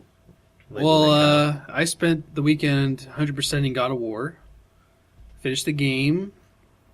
The reason it wasn't in my top 5 is because it's still kind of fresh. I'm still processing it and its legacy. Phenomenal game, hands down. Like, if it wasn't for some of these other games on my list, it would definitely be there. Just seeing Kratos as a evolved character from, oh, Zeus, gotta die, just being a general jerk. Having Kratos show that character development made for the game, it just really lifted the story, like, significantly. It was a new game. It was God of War, but it wasn't. I can't really quite put my finger on it, but this is something I wanted to discuss for maybe next week when I've had more time to think about it. What it does well is that it takes a linear game and it makes it open, which is kind of like what I'm looking for in a game. It like flips the game mechanics and the game design on its head by showing, hey, you get to the Lake of Nine, you go where you want. And the cool thing about that is, like, Atreus makes a point of saying, hey, we know we've got to go to the mountain, but we can explore if you want. And that's what's great about the game is there's so many We'll see secrets that you can find just by taking a different path than the main story, which I know a lot of people, when they have a new game come out, they just blow right through the main story, and they don't take the time to look around and explore and experience the whole game. Smell the roses. Mm-hmm. Yeah, exactly. And God of War is one of those games where I just took every opportunity I could to go off that beaten path and explore and just have fun in the game. Just I personally undigging. I personally love that Chris Judge voiced Kratos. Indeed. Indeed. Yes. A couple of Stargate fans right there. I love Stargate. I miss Stargate. Anyhow. I might make you watch that sometime, Robert. Yeah. Maybe I've seen the movie with James Spader. Okay. Oh, that's a Kurt start. Russell. There you go. Yeah. Nice. Yeah, Kurt Russell. Yeah. He might Kurt be Russell was the main character. It's okay. It's been a while. Did you see that? Did you see that movie, Kurt Russell? So was that about all you did this weekend? Well, I actually, after finishing that on Saturday, I checked out a couple of games. I tried playing Assassin's Creed Origins, like I mentioned earlier in the day, and I played that for about 45 minutes and got through the intro section, got to Siwa. Mm. But I need more time with that one, I think, before I really, don't suffer from the side effects of open world game fatigue. Yeah. Because, my God, there's so many open world games now, and it's so hard to keep up with them all. Because just this year, I've played Horizon Zero Dawn 100%, Breath of the Wild 100%, and now God of War 100%. Yikes. And then I still want to play Assassin's Creed. And then there's Red Dead Redemption 2 coming out this year. You? Oh, God, I'm getting burnt out on these games. I've been open world fatigued for a while. Yeah, it just eats at you. Even before that, there was GTA 5. I played all the other Assassin's Creed games in the past year. Super Mario Odyssey, to an extent, is an open world. It's many miniature open worlds. Yeah. I was kind of surprised not to hear that game on either of your, like, even honorable mentions. Because I remember when you guys were playing it, you were... It's my favorite Mario game, Yeah. but it's not one of my favorite games. I don't know why it didn't really stick with me, but as soon as I beat it, I just completely forgot about it. It was fun, but it didn't stick with me, really. I'm not really a Mario person, per se. I'm not a Nintendo person, per se. Because I haven't even played Super Mario 64. That says a lot right there. Yeah. Because that's like the best one. Even I've played that. Yeah. And I'm not a Nintendo Exactly. I have never played Super Mario 64. Like, I've probably fiddled around with it here and there, but I've never really played the whole game through. Gotcha. And another thing I hate about those games is collecting everything. It takes too damn long.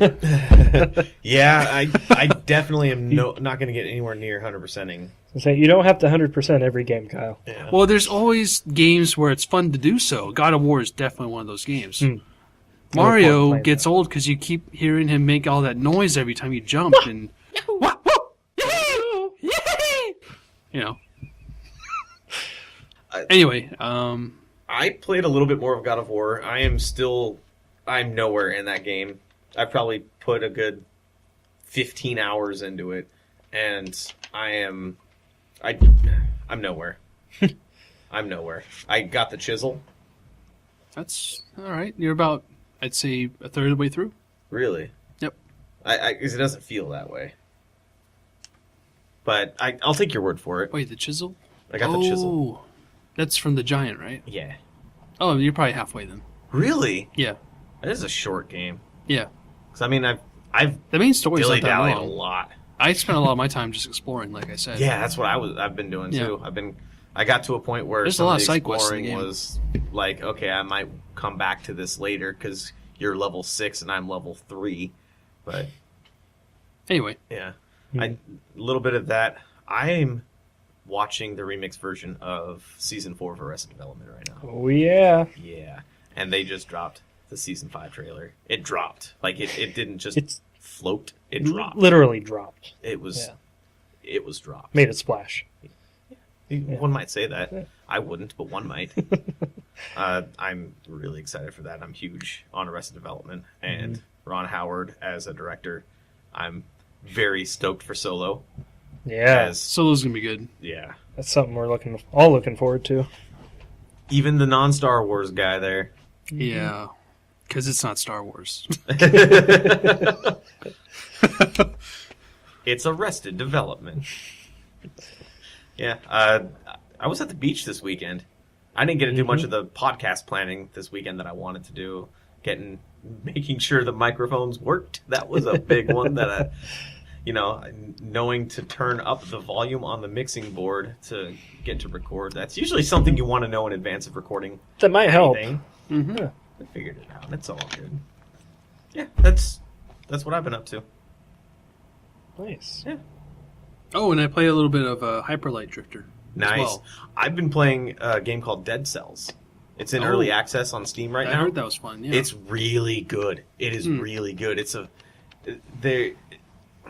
procedurally generated Metroidvania-like, but you collect stuff throughout.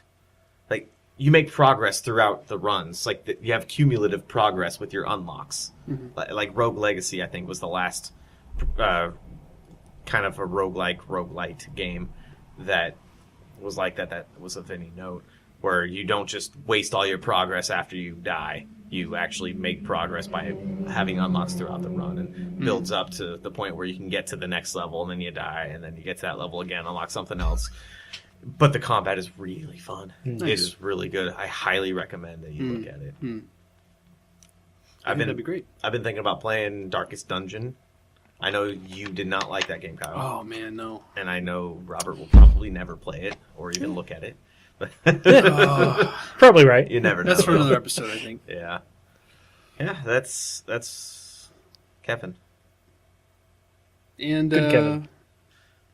just to touch on Hyper Light Drifter, I played it for about 10 minutes, maybe 15. Didn't really do a lot for me. I'm sure the art style is regarded as pretty cool for 8-bit, Do you know if they've... but the gameplay didn't really stick out too much to me. I know shortly after release they were talking about upping it from 30 FPS to 60 FPS for whatever reason. For Hyper Light? Yeah. Oh. The game was made in Game Maker Studio, which if you start off by making... I've dabbled a little bit with Game Maker Studio.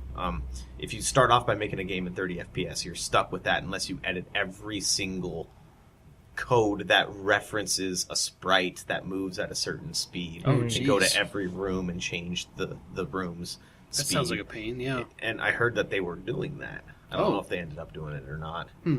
I played about an hour of that game. It wasn't my jam. But Yeah. It didn't really do anything gameplay-wise very well. It just kind of felt like a button masher. it kind of... I had I the like same... the aesthetic of it, though. It looks It was great. pretty, yeah. Yeah. I had the same reaction to that I did to Titan Souls.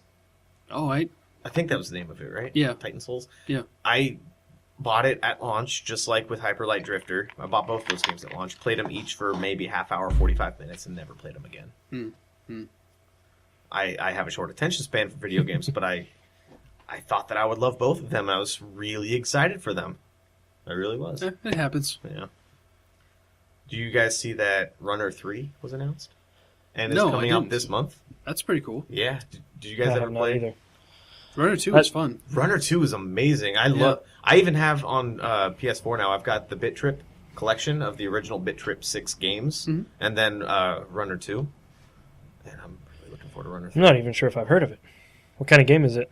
Endless Runner. Not Endless Runner, sorry. It's a runner where it's kind of rhythm-based in a sense, to where every time you jump or every time you hit an enemy or break through a wall or whatever you do, there's a sound that goes with it. And you do have to do it at a specific time, so it's sort of rhythm-based, but sort of not. It's kind of like Twitch gaming, where you have to react to what's coming at you really fast, otherwise you die. It's a lot more fun than it sounds. Like honestly, if you play Runner 2 for give it a half hour, I think you'd have fun with it. I'll have to check that It was out. fun. I remember I wasn't really familiar with the genre, then I remember you having Runner 2 and showing me. And then I ended up buying it on Steam and playing the hell out of it. It's really good. I tried really hard to get The Triple Perfect Plus. Triple Perfect Plus, but Yeah. I couldn't do I it. think I ended up doing that on every single level. Nice. So to perfect the level is to beat it without dying. You triple perfect it by beating it on the hardest difficulty without ever dying, without stopping and dying. The plus is at the end, without dying, you get shot into a cannon. You shoot yourself out of the cannon that's like swaying up and down, and you got to aim at the center of a bullseye. You get the You get the plus. Triple Perfect Plus. So you have to get a triple perfect plus on every level, 100% it. And I didn't 100% the games. I didn't get all the collectibles in the like the B sides, or that's Celeste that calls them B sides. But in the 8-bit retro levels, I didn't get all the collectibles in those. But I did triple perfect plus every level, and I felt Nice. pretty good about it. Nice. Yeah. So that's about all we've got time for this week. So thank you for listening. Tune in next week, wherever you got this podcast. At this point, I don't know where we're going to be up. I imagine we'll be up on iTunes and Stitcher, and probably on YouTube because it's really easy to get up on YouTube. And SoundCloud. Just stay tuned to pushingbuttonspodcast.com for future episodes. Thank you for listening. I've been Kevin. I've been Robert. And Kyle. And good night. Or Thanks. good morning. Or bye.